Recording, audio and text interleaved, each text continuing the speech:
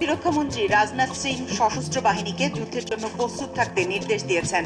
তিনি ইউক্রেন এবং গাজায় চলমান সংঘাতের পাশাপাশি বাংলাদেশের বর্তমান পরিস্থিতি উল্লেখ করে সামরিক বাহিনীকে ঘটনাপ্রবাহ বিশ্লেষণ করার পরামর্শ দেন এবং সেনাবাহিনীকে পরিস্থিতি মোকাবেলা করতে প্রস্তুত থাকারও আহ্বান জানান।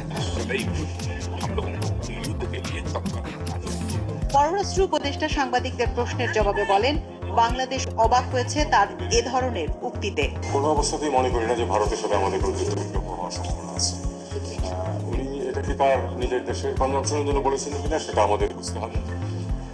আর উনি যেভাবে বলেছেন এটা বিটিং অ্যারাউন্ড দ্য বুশ অনেকটা, কারণ ইউক্রাইনের যুদ্ধের কারণে তো ভারতের যুদ্ধ প্রস্তুতির আমি কোনো প্রয়োজন দেখি না, বা হামাসের সাথে যে সমস্যা হচ্ছে তাতে করেই বা ভারতের অন্ততপক্ষে এখানে কি সম্পর্ক। আর এর সাথে ইউক্রেন এবং হামাসের সাথে বাংলাদেশ কি করে তুলে নেওয়া হয় এটাও আমার বোধগম্যতার বাইরে। আমি কোনো নিজার রিয়াকশন দেখাতে চাই না, আমরা অবশ্যই এটা দেখবো যে উনি কেন।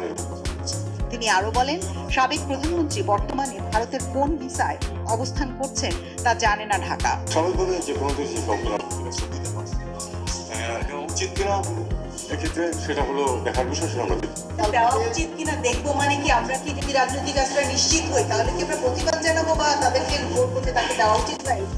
দেখা যাক সেই পরিস্থিতিতে আমরা প্রশ্ন করবো।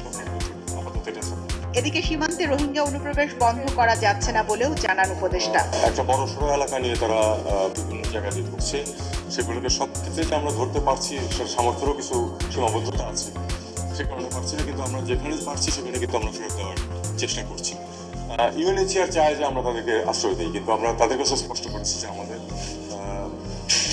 যে 12 লাখ রোহিঙ্গাকে আমরা আশ্রয় দিয়েছি, আমরা আমাদের ভূমিকা যতটুকু হওয়া উচিত তার থেকে বেশি পালন করেছি। আমাদের পক্ষে অসম্ভব না, যারা আমাদেরকে উপদেশ দিতে আসে বা চায় তারা বরং তাদেরকে নিয়ে যান। বিজিবি, স্বরাষ্ট্র মন্ত্রণালয়, পররাষ্ট্র মন্ত্রণালয় সহ বিভিন্ন বিভাগ জরুরি বৈঠক করছে রোহিঙ্গা নিয়ে প্রসঙ্গে।